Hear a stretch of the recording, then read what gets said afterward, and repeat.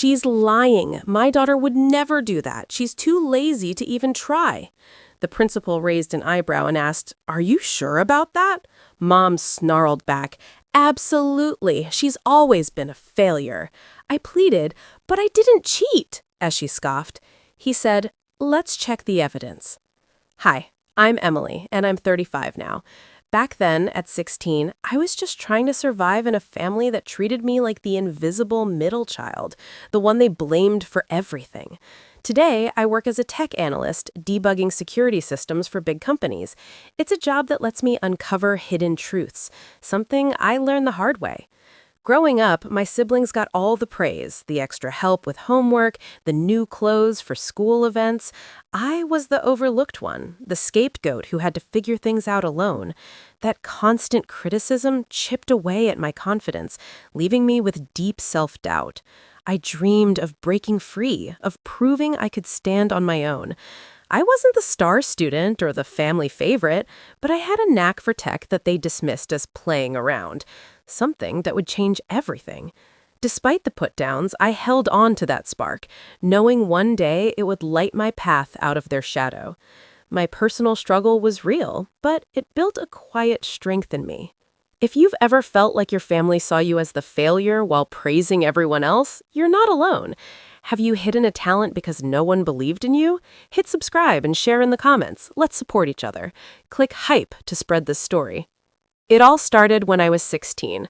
I got called into the principal's office for a school hearing. They accused me of starting a fight in the hallway, but it wasn't like that. A bully had cornered me, shoving me against the lockers, and I pushed back in self-defense. My hands shook as I explained it to the teachers sitting there, their faces stern. The room smelled like stale coffee and polished wood, a mix that made my stomach churn. Then my mom burst in, her heels clicking sharply on the floor. Before I could finish, she yelled, "She's lying, always causing trouble." I stared at her, my heart dropping. "Mom," I whispered, "why?" She didn't even look at me. Instead, she turned to the principal and said, "My daughter has a bad attitude. She's disappointing the family every day." The teachers exchanged glances, nodding like they believed her. I felt heat rise in my cheeks, the humiliation burning. How could she side against me? I broke down, tears streaming, but she kept going. "She's exaggerating to get attention. Don't trust a word." The shocking twist hit when the principal cleared his throat. "We have CCTV footage of the incident," he said. Mom's eyes widened and she snapped, "Ignore that. It's not necessary." Her demand only made things worse, escalating the embarrassment in front of everyone. Whispers filled the room, judgmental eyes piercing me. I felt utterly betrayed, isolated, like a stranger in my own life. The ticking clock on the wall echoed my pounding heart. That moment shattered something inside me. The betrayals didn't stop there. First, Mom excluded me from family events. She called my aunt and said, "Don't invite her. She'll just ruin it. She's untrustworthy after that school mess." I overheard it on the phone, my chest tightening with hurt. No birthday dinners, no holiday gatherings. I sat alone in my room, the silence heavy. It made me sad, reflecting on how she'd always favored my siblings. Their laughter from downstairs felt like a knife. But I started to build resilience, jotting notes in a secret journal. Second betrayal came at a school event, the annual talent show. Mom showed up, but only to whisper loudly to other parents, "Did you hear about her lies? She's always making up stories." Her voice carried, and soon peers shunned me. Kids I'd known for years avoided my gaze in the hallways. The bitter taste of rejection lingered. I wanted to scream, but instead I observed, my determination growing quietly.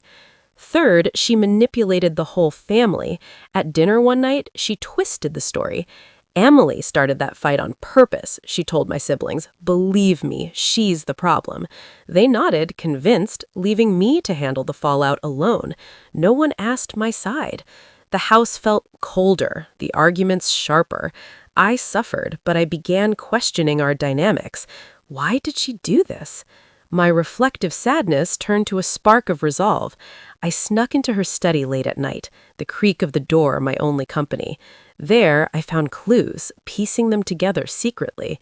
Each betrayal hurt, but it fueled me. I wouldn't break. What they didn't know was I'd been saving proof for years, little things that added up to expose the real liar. Using my tech skills, I had secretly collected emails from family devices, messages showing Mom's favoritism, like her telling my brother, "You're the one we count on, not her," and recordings of her lies, captured on an old phone app I rigged.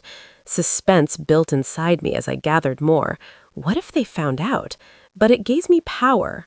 I alluded to a plan forming in my mind, one that would turn the tables. My tech knack, dismissed as play, let me hack into old voicemails, too. There, her hypocrisy shone, praising siblings while trash-talking me to relatives. This secret strength kept me going, even as they underestimated me. I reflected on how it shifted my fear to quiet confidence. The emotional weight lifted slightly. I had evidence of her manipulating stories before, like blaming me for things my sister did. It was damning. They never saw it coming.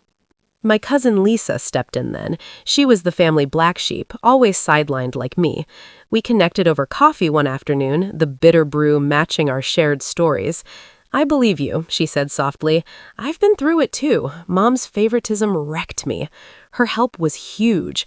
She gave me access to old family records, dusty letters from Grandma that showed patterns of lies, plus emotional support when I wavered. "You're stronger than they think," she told me. The family grew arrogant. Mom boasted at a gathering. "I handled that school situation perfectly. Emily's defeated. She won't fight back." Her smirk said it all. They thought they'd won. Tension built as rumors spread at school, whispers in class, notes passed about my lies. I faced more isolation, locker slamming like judgments. But Lisa encouraged me. "Let's confront this at the next hearing," she urged. My cold resolve hardened. The air felt thicker with anticipation. I reviewed my evidence nightly, the glow of my screen my ally. Family dinners turned tense, Mom's confident jabs stinging less. I won't back down, I thought assertively. The buildup pushed me forward. The school called another hearing, like a legal showdown in that stuffy room. I walked in with Lisa, my evidence folder tight in hand. Mom sat there, smug. Principal, teachers, even a counselor waited. "Let's settle this," the principal said. Mom jumped in first. "She's making this up." But I stayed cold, confident. "No, Mom, listen to this." I played the recordings. Her voice echoed, "You're the one we count on, not her." The room went silent. She shouted, "That's fake!" I asserted, "It's not. Here's more. Emails proving your lies." Lisa chimed in, "And these records show you've done this before." Mom's face paled. The backfire hit hard when the principal nodded. "Time to open the CCTV file." The video rolled, clear as day. It showed the bully shoving me first. I defended myself. No fight started by me. Gasps filled the space. Evidence revealed Mom's manipulation too, her calls to the school twisting facts. Everyone was shocked. Teachers sided with me. "That's unacceptable," one said. Officials agreed. Mom's arrogance crumbled. She stammered, "I didn't mean..." But it was too late. Her public humiliation unfolded as whispers turned to stares. I stood tall, assertive. "You doubted me, but here's the truth." I walked away from that hearing empowered. I cut toxic ties with Mom, setting firm boundaries. No more manipulations. My siblings reached out awkwardly later, sorry notes in the mail, but I focused on my tech passion. Now I thrive independently, my career debugging systems a perfect fit. Mom faced regrets, her boasts silenced. That day taught me my worth wasn't in their approval. I had the proof inside me all along. I grew stronger, valuing my own truth. It inspires me to tell others, hold on to your story. If your parent ever called you a liar in front of others, turning everyone against you, I get that pain.